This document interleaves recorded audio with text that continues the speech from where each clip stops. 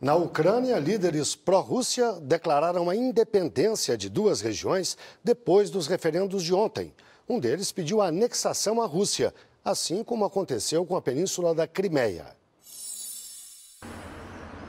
Em Lugansk, os líderes separatistas disseram que 96% dos votantes no referendo optaram pela independência e que talvez façam um segundo referendo sobre a anexação à Rússia, semelhante ao que foi feito na Crimeia. Na vizinha Donetsk, os separatistas disseram que a independência teve 80% dos votos.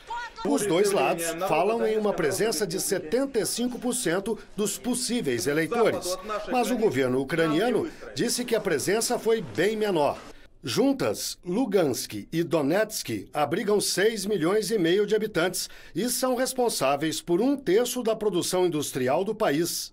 O líder da chamada República Popular de Donetsk, Denis Pushilin, pediu que a Federação Russa considere a absorção da região e afirmou que Donetsk sempre fez parte do mundo russo. O prefeito da cidade de Slaviansk, dominada pelos rebeldes, pediu a presença de tropas russas. O ministro das Relações Exteriores da Rússia, Sergei Lavrov, afirmou que os resultados dos referendos devem ser considerados no diálogo entre o governo de Kiev e as regiões de Donetsk e Lugansk.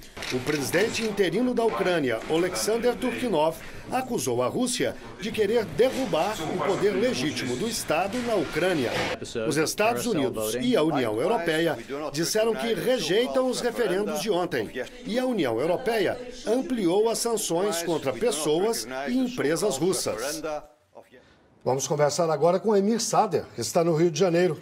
Emir, boa noite. Qual parece ser a estratégia da Rússia em relação a esses dois novos referendos?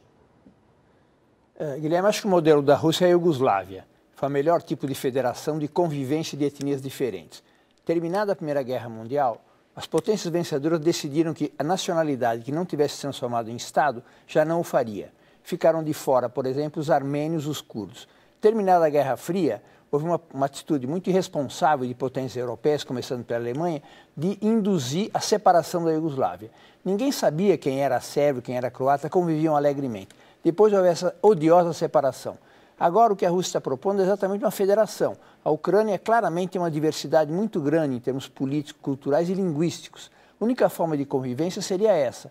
O governo de Kiev fez o contrário, proibiu utilizar o russo, mandou tropas de repressão. Está muito difícil a solução, mas essa seria a alternativa. Por isso talvez a Rússia tivesse apoiado as eleições achando que poderia ser um marco de um acordo favorável. E se essas duas repúblicas, Donetsk e Lugansk, saírem do controle da Ucrânia e não forem absorvidas pela Rússia, o que é que a gente pode esperar daí? Serão os mais importantes mini-estados da ex-república da União Soviética?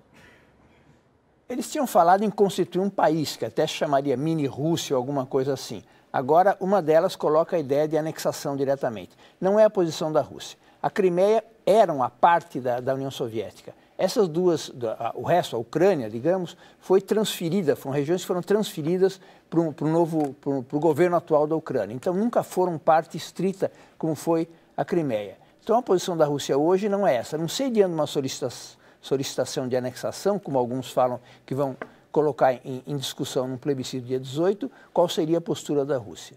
De qualquer maneira, está em aberto uma eleição muito difícil, dia 25, sem controlar uma parte importante do território, dificilmente vai poder se realizar essas eleições. Emir Sader, muito obrigado e uma boa noite.